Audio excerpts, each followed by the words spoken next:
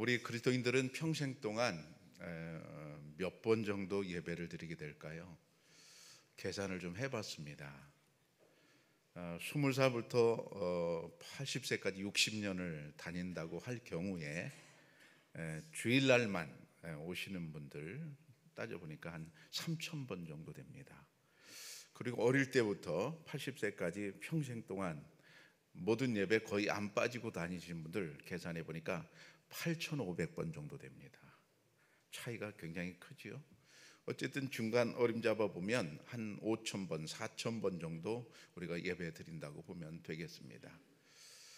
그렇게 많은 예배 횟수가 너무나 많기 때문에 예배가 반복적이거나 혹은 의례적일 수도 있겠습니다.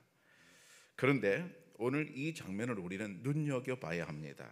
하나님께서는 아브라함에게 복을 주겠다고 선언하시거든요. 17절에 보면 내가 네게 큰 복을 주고 그러셨습니다. 하나님께서 복을 주신다고 말씀하시면 뭐 다 된 것 아니에요. 더 이상 뭐가 필요하겠어요? 더 이상 필요한 게 없지요. 하나님의 결제가 최종 결론 아니겠습니까? 하나님께서 누구에게 복 주신다고 하면 그걸 막을 자가 있겠으며 그게 변할 리가 있겠습니까? 근데 아브라함에게 하나님께서 복을 주셨는데 아브라함 당대만 복이 된 게 아니잖아요. 그의 후손들에게도 복이 됐잖아요. 엄청나게 큰 복이거든요. 여러분에게 이런 복이 선언되기를 축복합니다. 그런데 언제 이런 일이 벌어졌는가 하는 것입니다. 예배 중에 일어났습니다. 하나님은 오늘도 참된 예배자를 찾으십니다. 요한복음 4장에 보면 아버지께 참되게 예배하는 자들은 영과 진리로 예배할 때가 오나니 곧 이때라. 아버지께서는 자기에게 이렇게 예배하는 자들을 찾으시느니라 그랬습니다. 하나님께서 참되게 예배하는 자를 찾는 이유가 뭐겠어요? 찾아서 그에게 복을 주려고 찾으시는 거죠. 그러면 아브라함의 예배를 우리가 자세히 살펴봐야 되겠는데, 아브라함은 아들과 종들과 함께 브엘세바를 떠나서 모리아 땅으로 갔습니다. 사흘 만에 도착한 모리아 땅에서 하나님의 명령대로 아브라함은 종들에게 이렇게 말합니다. 나귀와 함께 여기서 기다리라. 나는 아들 이삭과 함께 저기 가서 예배하고 돌아오리라 라고 말합니다. 그리고 아들 이삭을 데리고 하나님께서 지시하신 곳으로 떠나갑니다. 거기서 하나님께서 아브라함의 예배를 기쁘게 받아주셨고, 그리고 거기서 아브라함에게 내가 너에게 복을 주겠다, 큰 복을 주겠다 이렇게 선언해 주십니다. 이런 복을 받은 아브라함의 예배는 과연 어떻게 시작이 되었을까요? 2절에 보면 여호와께서 이르시되 내 아들 내 사랑하는 독자 이삭을 데리고 모리아 땅으로 가서 내가 네게 일러준 한 산 거기서 그를 번제로 드리라. 예배는 아브라함이 시작한 게 아니었습니다. 하나님께서 하라고 해서 시작이 된 것입니다. 그러면 여기서 우리가 배우는 게 있습니다. 예배는 하나님이 원하시는 겁니다. 아브라함이 원하는 게 아닙니다. 예배가 하나님이 원하시는 것이라고 할 때 이건 참 중요합니다. 누가 무엇을 원하는가 중요합니다. 어떤 사람이 회사 생활을 잘 하려면 필요한 게 있어요. 회사 대표가 뭐를 원하는지를 아는 게 중요합니다. 그렇죠?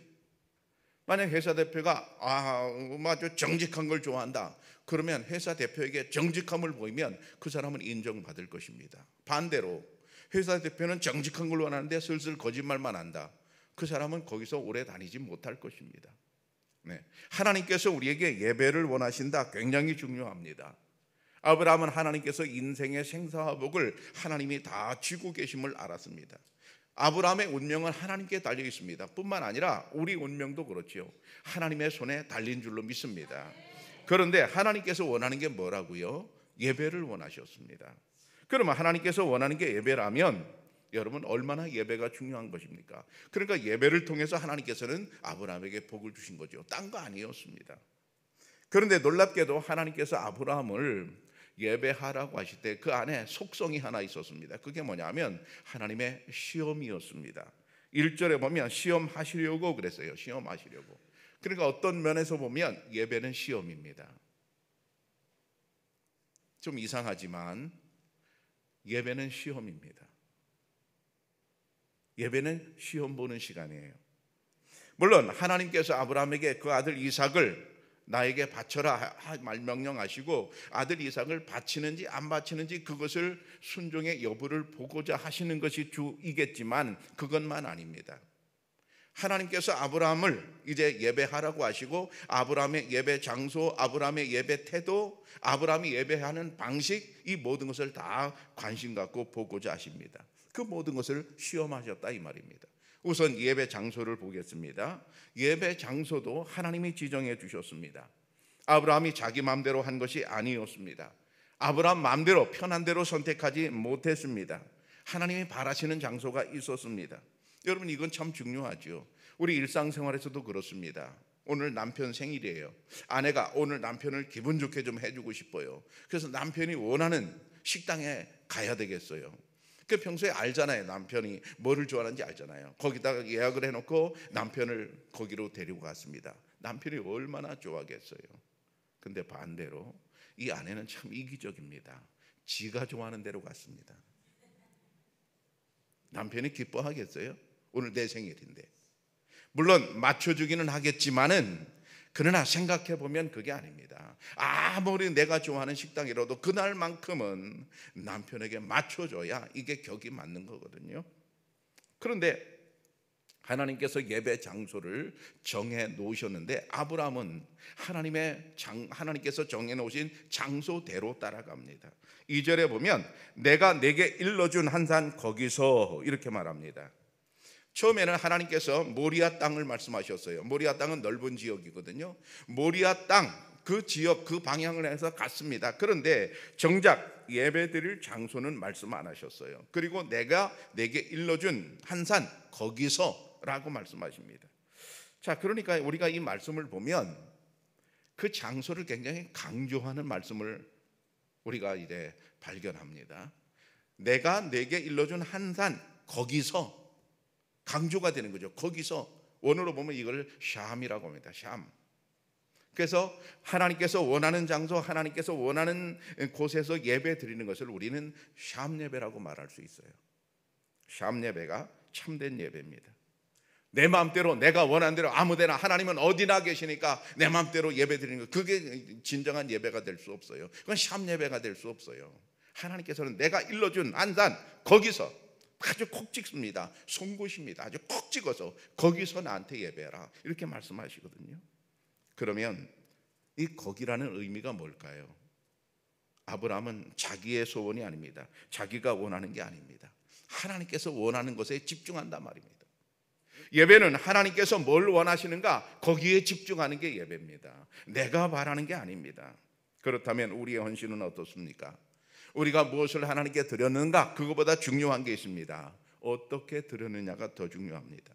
내가 주님 앞에 헌신을 합니다. 헌신을 한 게 중요한 게 아니라 어떤 방식으로 어떤 태도로 헌신했느냐, 그게 더 중요합니다. 아브라함은 장소를, 하나님께서 원하는 장소를 찾아서 갑니다.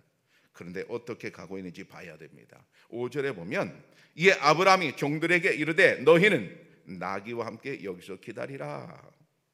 너희는 나귀와 함께 여기서 기다리라. 부엘세바는 아브라함이 살던 곳입니다. 거기를 떠나서 모리아 땅으로 갑니다. 3일 길을 왔습니다. 그리고 3일 길을 와서 종들에게 이렇게 말합니다. 너희는 나귀와 함께 여기서 기다려라.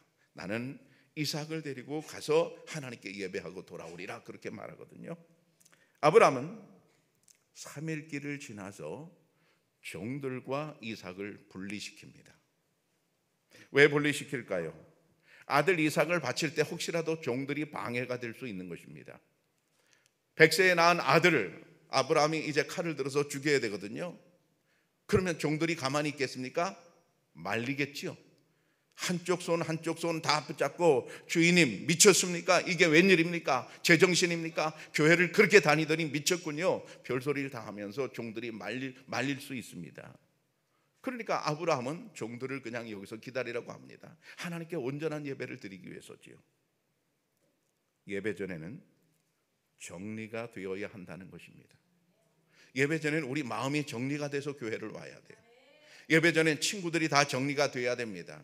예배 전에는 환경이 다 정리가 돼야 돼요. 미리 정리가 안 되어서 예배 참여하지 못하는 분들이 있어요. 열심히 일을 하다가 시간이 다 됐어요. 얼른 집에 가서 목욕하고 옷 갈아입고 교회를 와야 되는데 에이, 오늘은 이거 마저 다 하고 그냥 다음에 가지. 정리가 안 되는 겁니다. 정리가 안 되니까 예배가 안 되는 겁니다. 여기서 우리가 배우는 교훈입니다. 예배는 정리로 시작을 합니다. 예배는 뭐로 시작한다고요? 정리로 시작을 합니다. 언제 우리가 정리를 하느냐? 토요일 날 정리하는 시간입니다. 토요일 날 내 마음을 다 정리하는 거예요. 모든 것 다, 세상 바쁘던 모든 것들을 다 정리하는 거예요. 그리고 나서 정리된 마음으로 주님께 나오는데 방해될 모든 요소가 제거되어야 한다 이 말입니다. 그 다음에 종들만 이제 제거되는 게 아닙니다. 나귀도 정리가 됩니다. 나귀도 정리가 돼요. 나귀와 종들을 정리하고 이제 본격적인 예배 준비에 들어갑니다. 6절에 보면 번제나무를 이삭에게 지우고 그랬어요. 지금까지는 번제나무를 나귀에 싣고 왔습니다. 우리로 친다면 차에 싣고 온 거죠. 3일 길을 차에서 이제 차로 가지고 왔습니다. 근데 생각해 보십시오. 한 사람을 태워야 돼요. 완전히 태워야 돼요. 나무가 요만큼이겠어요? 아닐 것입니다. 엄청 많을 것입니다. 나무가 작은 짐이 아니에요. 한 사람을 태우려면 여러분 캠핑이 아니거든요. 한 사람을 완전히 태워야 되거든요. 그 많은 짐을, 무거운 짐을 지금까지는 차로 왔지만은 지금부터는 어떻게 해야 되는가? 이삭이 지고 가야 되는 겁니다.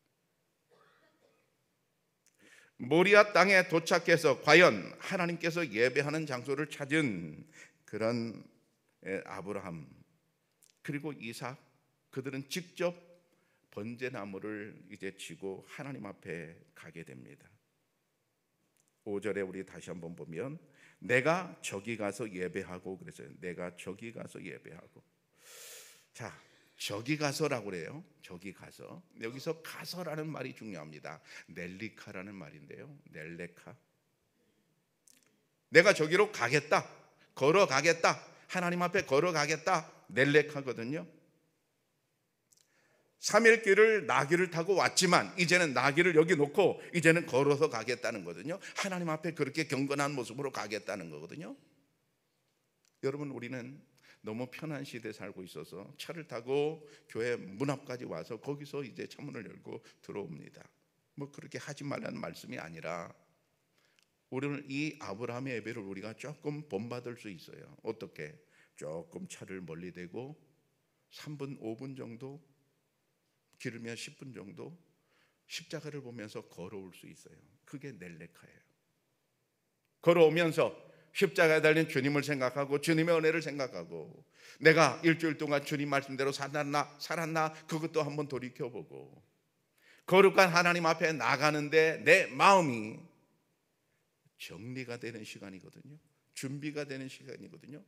바로 그것을 아브라함이 했다 그런 얘기입니다. 여러분, 결혼하기 전에 연애할 때 어떻습니까? 어디서 내가 그 사람을 만나기로 했어요. 근데 만남의 장소가 점점 가까이 와요. 그럼 마음이 어떻습니까? 콩닥콩닥 뜁니다. 겉으로는 안 그런 척 하는데 속에서는 막 엄청나게 뛰고 있어요. 내가 사랑하는 사람을 만나러 가는 시간이거든요. 사랑하는 사람을 만나는 장소에 다다를 때마다 점점 가까이 갈 때마다 내 마음은 뛰는 거거든요. 하나님은 우리에게 그걸 원하시는 거예요. 내가 교회 올 때에 조금 멀리 차를 세워놓고 걸어오면서 내가 오늘 주님을 만나러 간다. 주님을 만나서 주님께서 나에게 뭐를 말씀하시는 것인가, 나는 주님께 뭐를 기도할 것인가, 어떻게 내가 주님을 만날 것인가, 마음을 콩닥콩닥 하면서 말이죠. 그렇게 주님께서는 우리가 가기를 원하십니다.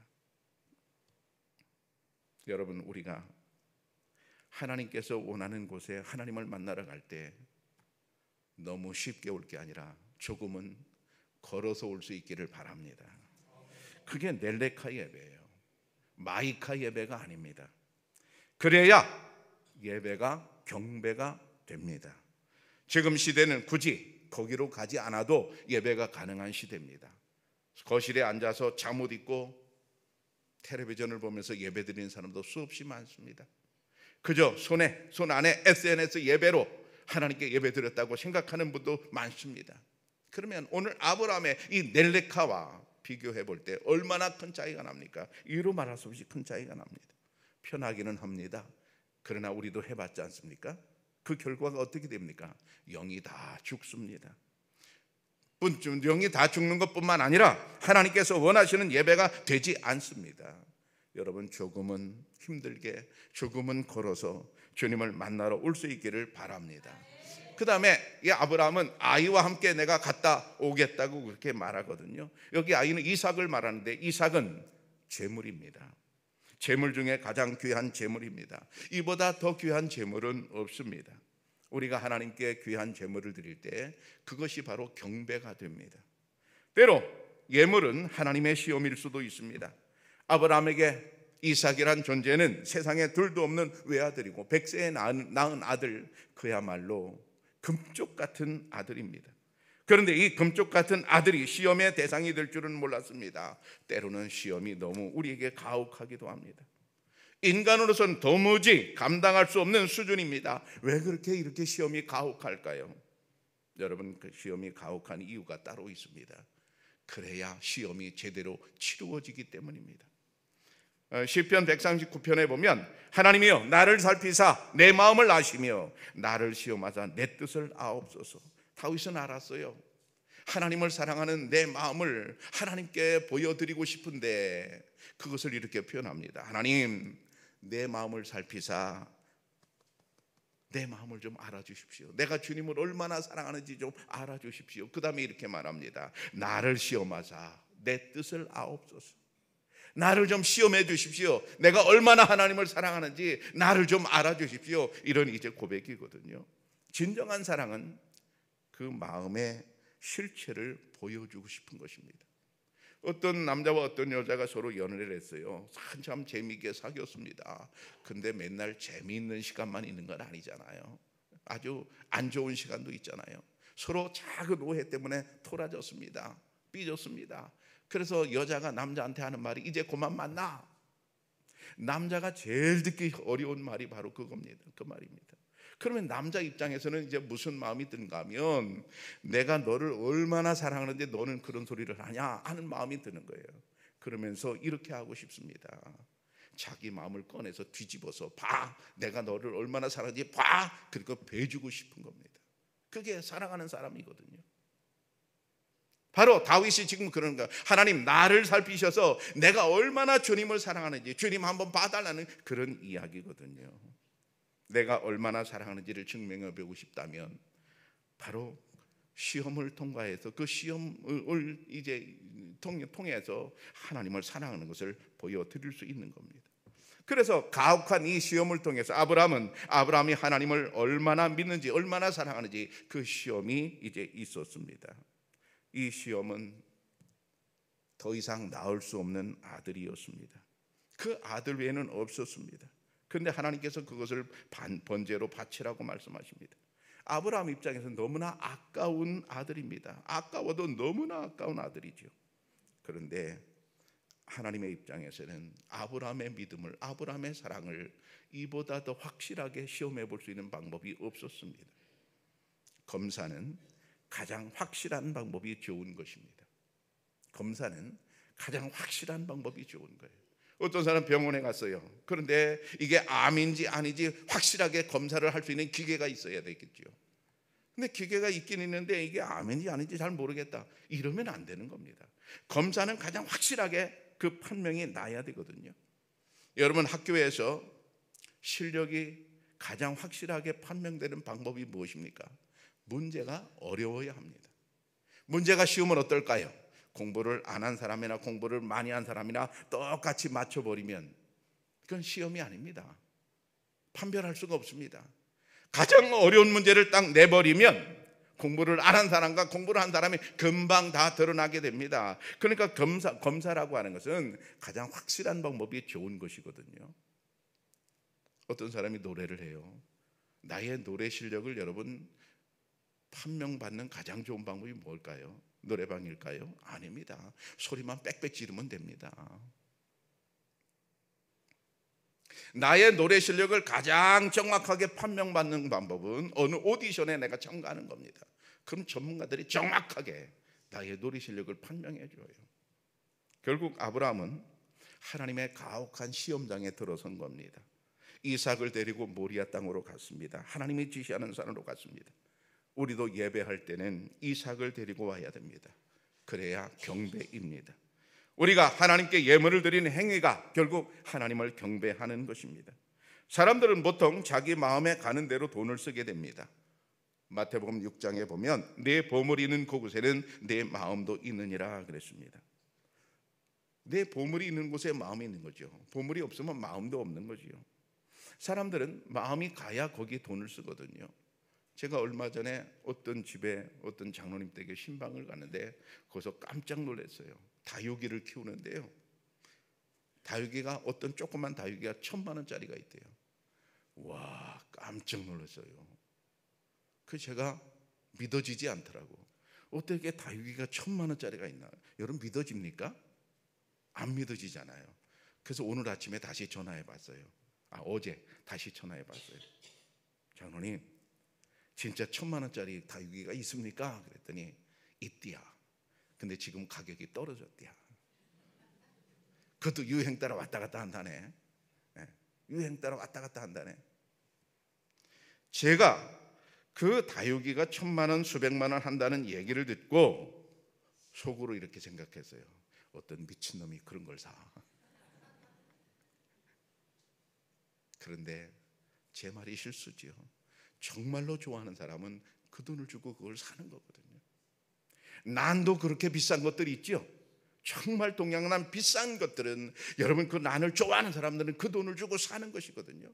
근데 저같이 아무것도 모르는 사람은 줘도 안 가죠. 단돈 10만 원 준다고 그래도 저는 안 사. 왜? 전혀 모르니까요. 사람은 자기 마음에 드는 대로, 마음 가는 대로 돈을 쓰게 돼 있거든요. 아브라함은 자기가 가장 아끼는 이삭을 하나님께 바쳤습니다. 하나님께서 그를 보시고 야, 됐다.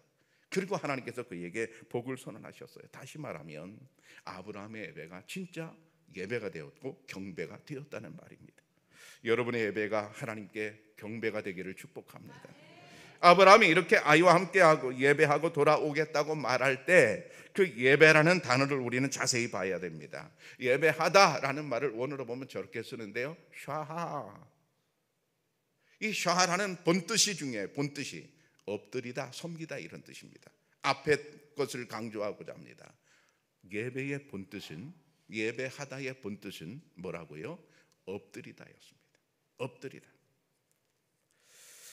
한마디로 정리하면 아브라함의 예배는 엎드리는 예배, 경배였단 말입니다. 아브라함은 마음을 다하여 공경하고 겸손하게 엎드려 하나님을 예배했던 것입니다. 그러면 중요한 것은 이거죠. 나는 엎드려 예배하고 있는가 하는 겁니다. 나는 엎드려 예배하고 있는가. 우리가 예배에, 하나님께서 예배에, 하나님이 우리의 예배를 받으시면 우리에게 복을 줄 게 뻔한데, 사실인데, 그러면 나는 어떻게 하나님께 복을 받는 예배를 드려야 될까? 바로 이 샤의 예배인데, 경배 예배인데, 어떻게 나는 경배 예배를 드리겠는가? 경배 예배를 드리려면 가장 중요한 것은 태도입니다.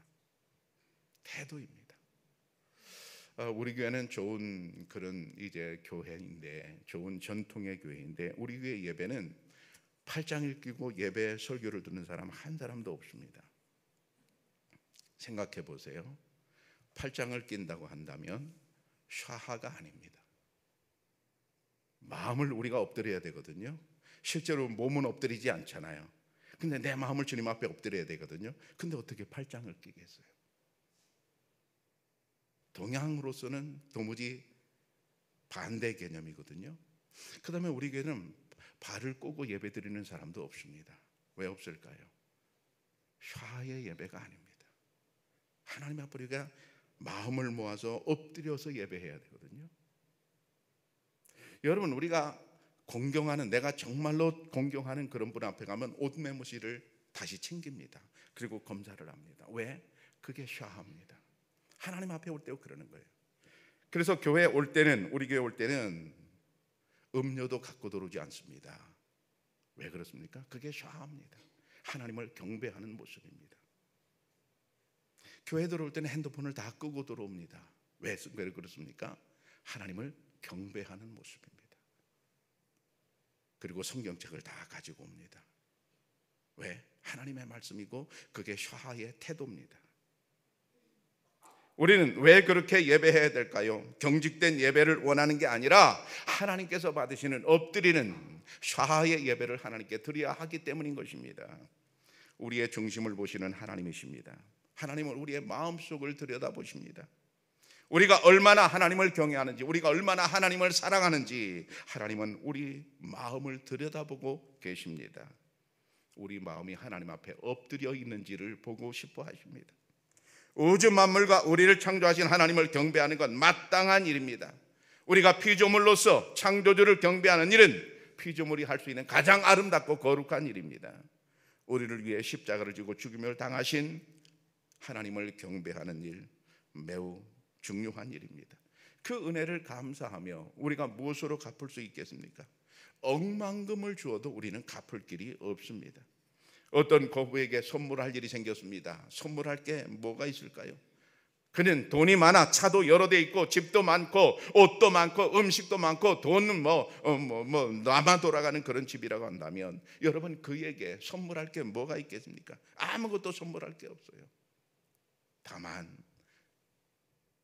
마음을 그에게 보여주고 싶은 거죠. 내가 너무 고맙다는 마음을 보여주고 싶습니다. 내가 그 마음을 보여주고 싶다면 그 사람이 뭐를 좋아하는지를 찾을 것입니다. 그 사람이 커피를 좋아한다 그러면 좋은 커피를 사서 선물할 수가 있습니다. 그 사람이 취미가 낚시다 그러면 낚싯대 좋은 것을 사서 선물할 수 있습니다. 그 사람이 좋아하는 게 뭘까요? 그걸 우리가 선물할 수 있습니다. 여러분, 하나님보다 부자가 세상에 어디 있을까요? 하나님은 우주 만물을 다 창조하시고 모든 것이 하나님의 것입니다. 그럼 필요한 게 아무것도 없으십니다. 하나님께서 우리에게 바라신 건 딱 한 가지, 우리가 주님을 경배하는 마음입니다. 가장 순수하고 가장 아름다운 마음을 하나님께서 받기를 원하십니다. 하나님이 가장 좋아하는 게 뭡니까? 오늘 우리가 본 대로 예배이고 경배입니다. 예배 중에서도 경배를 가장 좋아하십니다. 그렇다면 다른 어떤 것보다도 우리는 하나님이 좋아하시는 경배를 드려야 될 줄로 믿습니다. 놀랍게도 다윗 왕은 이 비밀을 알고 있었습니다. 시편 132편에 보면 우리가 그의 계신 곳으로 들어가서 그의 발등상 앞에서 엎드려 예배하리로다.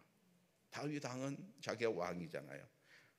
왕 앞에 백성들이 오면, 신하들이 오면 다 자기 앞에 엎드리잖아요. 그럼 자기는 엎드릴 데가 없어요. 근데 놀랍게도 다윗 왕은 나는 하나님 앞에 엎드려 경배한다고 얘기하고 있어요. 샤를 아는 겁니다. 하나님께 엎드려. 이렇게 깊어진 다윗의 영성은 결국 여기 프랭카드에 있는 대로 6걸음 예배를 하나님께 드리게 만들었습니다.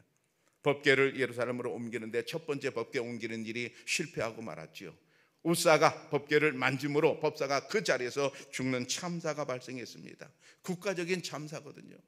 고민하던 다윗은 두 번째 다시는 실패하지 않으려고 법궤를 조심스럽게 옮기는데 1걸음, 2걸음, 3걸음, 4걸음, 5걸음, 6걸음을 딱 옮기고 나서 딱 정지를 하고 하나님께 거기서 예배를 드립니다. 이것을 6걸음 예배라고 하는데 얼마나 정성스럽게 경배했겠어요. 바로 이것이 샤합니다. 이것이 바로 경배입니다. 이런 예배가 복이 된다는 말입니다. 아브라함은 이 예배를 통해서 하나님께로부터 아주 기쁜 말씀을 듣게 됩니다. 아브라함아, 내가 내게 큰 복을 주겠다. 우리가 읽은 17절의 말씀이죠. 오늘 예배 중에 하나님께서 여러분에게 이런 복의 선언이 있으시기를 축복합니다. 핸드폰 메시지 오르는 소리를 기다릴 것이 아닙니다. 시간이 가는 그런 시계 소리를 들을 것이 이제 기다릴 것이 아닙니다. 하나님께서 오늘 우리에게 복 주신다는 이 복의 선언이 여러분에게 들려지기를 바랍니다. 예배 중에는 오직 하나님의 말씀, 복을 주신다는 하나님의 음성이 들려야 할 줄로 믿습니다. 하나님께서는 간절히 찾으면 만나 주겠다고 약속하셨습니다. 잠언 8장에 보면 나를 사랑하는 자들이 나의 사랑을 입으며 나를 간절히 찾는 자가 나를 만날 것이니라. 나를 사랑하는 자들이 나를 간절히 찾으면 내가 만나주겠다. 오늘 예배 때에 하나님께 집중하고 내가 다른 것을 하나도 원하지 않고 하나님의 임재만을 주님 앞에 간절히 원하면 하나님 우리를 아브라함처럼 만나주시고 우리에게 복을 주실 줄로 믿습니다.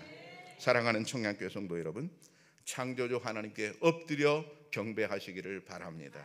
오늘도 하나님은 참된 예배자를 찾으셔서 그에게 복 주려고 하십니다. 하나님을 만나면 끝나는 것입니다. 인생의 고민, 인생의 절망, 하나님을 만나면 해결됩니다. 참된 예배자가 되어서 자유와 행복을 찾으시기를 축복합니다.